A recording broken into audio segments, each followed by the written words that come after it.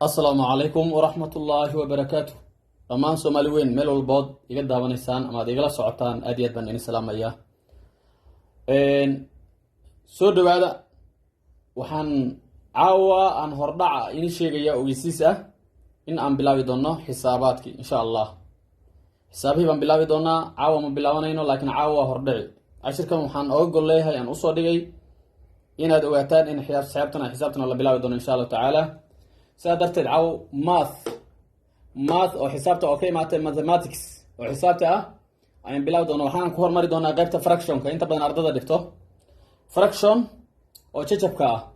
fractions aan bilaabi doonaa, contentiska waxay ka kooban yihiin fractionka aan dhigi doono si haddana squares of fractions, squareyaasha, square of fractions, square roots of fractions, operation of fractions oo addition le, isku dararka le, subtraction le, kala jaritaanka le, multiplication isku dhufashada le, division isku qaybinta le. kuwana qaadan doona insha Allah, iyo combined operation iyo iyadoo la isku daro operation, combined operation of fraction la yiraahdo BODMAS. waa BODMAS aad taqaanaan.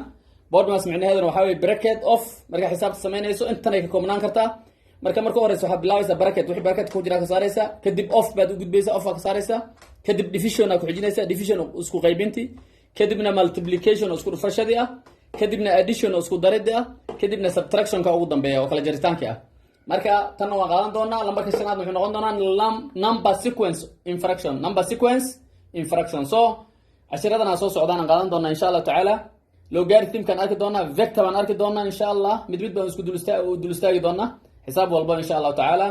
marka I wish inaad ardada xiisayso ama dadka aad u xiiseeyo xisaabaha ama jecel inay kusoo biiri doonaan insha Allah tacaala. sidaa darteed channelkan waxaan rabaa inaad saartaan subscribe insha Allah tacaala. subscribe gareeya oo qofka markuu subscribe-ka u saarayo gambaleelka ha riixo, gambaleelka ka taabto si ay mar walba ugu soo dhacdo waxa aan soo dhigayo insha Allah tacaala. aad mahadsantiin, aad baan inaga mahad celinayaa. mar labaad waxaan xusuusinayaa inaan bilaabi doono xisaab inka bilaaban doonto usbuucan dhexdiisa fraction baan bilaabi doona xisaabta.